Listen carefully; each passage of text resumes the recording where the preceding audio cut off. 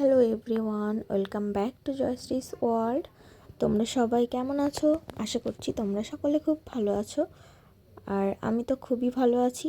আর আমার আগের ব্লগে তোমরা দেখেইছো যে বিয়ের পর আমি ফার্স্ট টাইম ভোলে বাবার মাথায় জল ঢালতে গিয়েছিলাম, শিবরাত্রির ব্রত করেছি।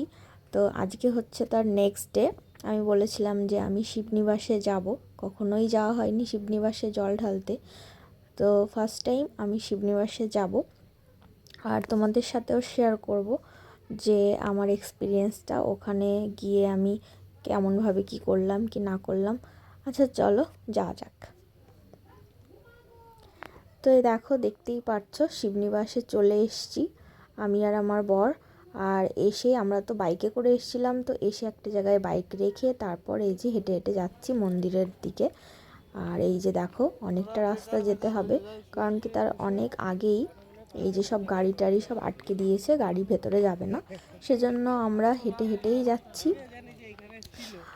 আর আগের দিন তো বলেইছিলাম যে সারাদিন উপোস থেকে রাত্রে পুজো টুজো করেছি, আর আজকে যেহেতু চতুর্দশী রয়েছে সেই জন্য আজকে আমি সকালে এসেছি শিবনিবাসে, চান করে রেডি হয়ে একদম চলে এসেছি। আর এই দিকে দেখো লাইনটা একদম রাস্তা থেকে শুরু, আর এই লাইন যে কোথায় গিয়ে শেষ তোমরা জাস্ট দেখতে পাবে। এখনও তোমরা দেখতেই পাচ্ছ যে মন্দিরের কিছুই দেখা যাচ্ছে না, আমিও দেখতে পাচ্ছি না। তবে এই যে ধীরে ধীরে একটুখানি মন্দিরের চূড়াটা দেখা গেছে, মনে একটু আশা জাগলো যে যাক একটু বোধহয় কাছে এলাম। যাই হোক, এখানে তো তিনটে মন্দির, তো আমরা ফার্স্টে যাচ্ছি এই মন্দিরটায়, তারপর আমরা মেইন মন্দিরে যাব।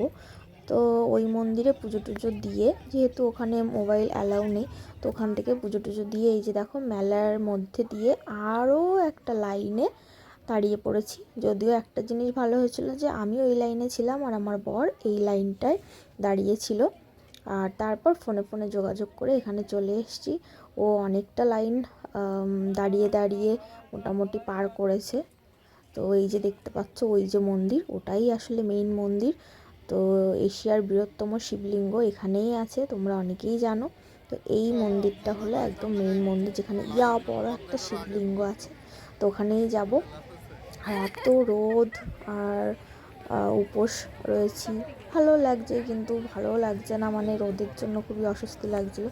তাও দেখো লোকজনের ভিড়টা জাস্ট দেখো। আর তারপর তো মন্দিরে চলে গেলাম পুজো টুজো করে। তারপর আসলে শরীরে এনার্জি একেবারেই ছিল না যে ভিডিও করার। মোটামুটি পুজো টুজো করে তারপর যেহেতু উপোস ছিলাম সেরকম কিছু তো খাবো না। যাই হোক, এই যে দেখো মন্দিরের ভেতরে এই হলো শিবলিঙ্গটা।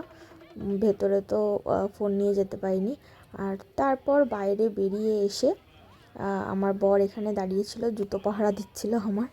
তো এখান থেকে ও আর ভেতরে ঢোকেনি, ও বাইরেই ছিল। এখান থেকে একটু মেলা ঘুরে ভাবলাম কি খাবো কি না খাবো, যেহেতু উপোস সেরকম কিছুই খাওয়া হয়নি, তবে একটু মেলা টেলা ঘুরে সকাল সকাল বাড়িতে চলে গেছিলাম। আর এইখানে ভেবেছিলাম আমি একটু ছবি তুলবো, কিন্তু দেখো ভিড়টা জাস্ট দেখো, একেবারেই পসিবল ছিল না। তো আমি বিরক্ত হয়ে বলছিলাম যে না, আমার আর ভালো লাগছে না, আমি ছবি টবি তুলবো না। তো যাই হোক, চলো এবার কিছু একটা খেয়ে তারপর সোজা বাড়ি চলে যাব। তো এই ছিল মোটামুটি আমার শিবনিবাসের পুজো দেওয়া। আর এইটা হলো শিবনিবাসের ধরতে পারো তোমরা প্রসাদ। এখানে প্রচুর এই ধরনের মানে খই পাওয়া যায়, ভুট্টার খই। তো এটাই প্রসাদ হিসেবে সবাই নিয়ে যায়। তো এখানে কি খাবো কিছুই না বুঝতে পেরে এই যে আমার ফেভারিট পাপড়ি চাট, এটাই খেয়ে তারপর বেরিয়ে পড়েছিলাম বাড়ির উদ্দেশ্যে। আর এই যে দেখো মেইন শিবলিঙ্গটা, যদিও এই ভিডিওটা একটু অন্য টাইমের ভিডিও, ওই যে আমার মা ওপরে পুজো দিতে উঠছিল।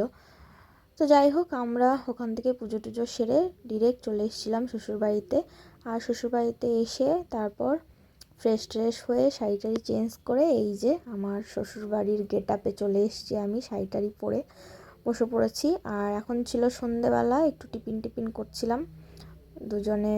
বর কিছু একটা কাজ করছিল আর আমি অ্যাজ ইউজুয়াল ডিস্টার্ব করছিলাম। তো এই ছিল আজকের ব্লগ। কেমন লাগলো জানিও, ভালো লাগলে অবশ্যই আমার চ্যানেলটিকে সাবস্ক্রাইব করে দিও।